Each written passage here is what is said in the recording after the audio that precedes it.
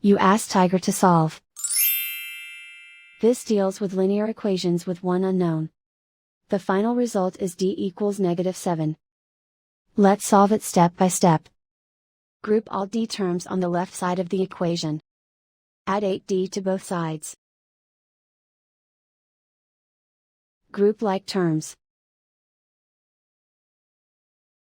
Simplify the arithmetic.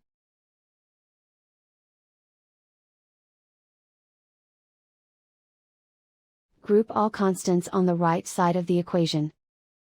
Add 7 to both sides. Simplify the arithmetic.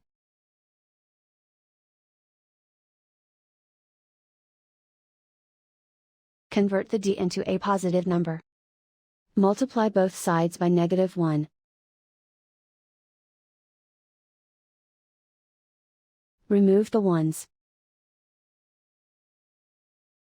Simplify the arithmetic. And so the final result is d equals -7.